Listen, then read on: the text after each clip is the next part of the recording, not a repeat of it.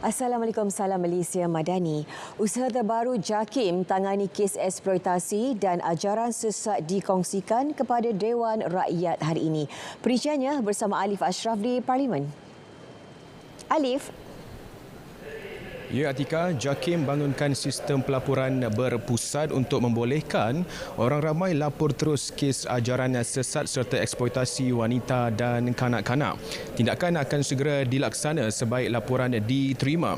Aduan diselaras bersama JAKIM dan Jabatan Agama Islam Negeri.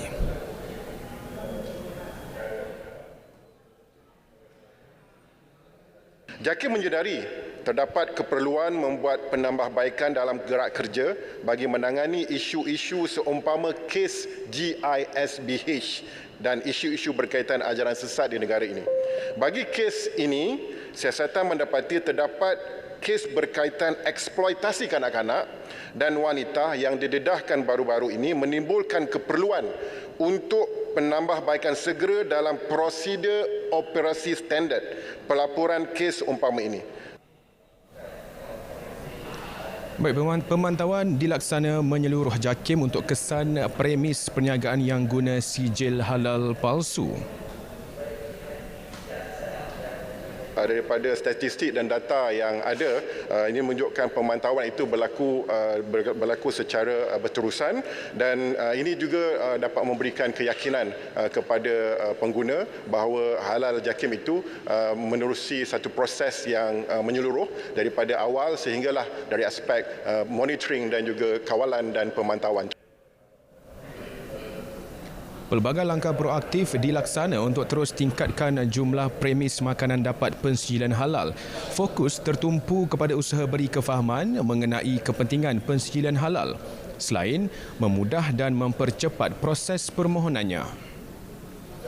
Dan ini mengenai bantuan kerugian harta benda dan tanaman akibat serangan hidupan liar BKHT. Sejak 29 Mac hingga Oktober lepas, 107 individu sudah terima manfaat dengan nilai keseluruhan bantuan lebih RM600,000.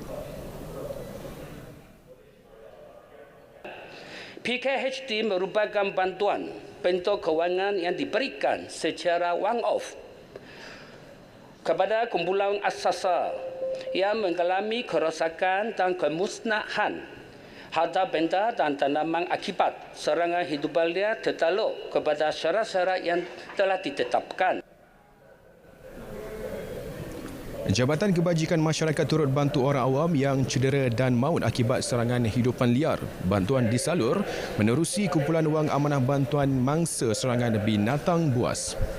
Baik, dua dana baharu masing-masing dana pemacu pelaburan domestik DIAF dan dana pemacu pelaburan asing FIAF diperkenal bawah rancangan Malaysia ke-12. Tujuannya, tingkatkan daya saing syarikat tempatan dan tarik lebih banyak pelaburan asing berkualiti. DIAF fokus bantu PKS dan syarikat pertengahan tempatan untuk dapatkan pensijilan dalam mengadaptasi elemen ESG melalui penawaran geran padanan serta subsidi kadar faedah. Sementara FIAF tawarkan geran padanan dengan nisbah 50-50 bagi perbelanjaan layak.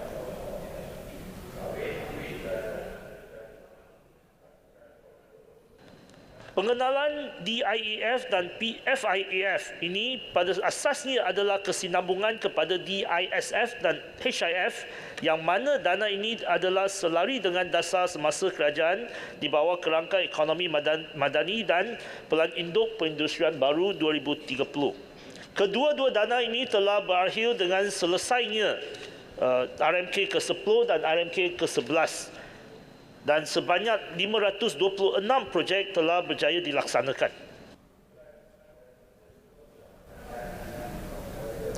Baik, sekian berita dari Parlimen. Kita kembali ke studio bersama Atika. Silakan, Atika.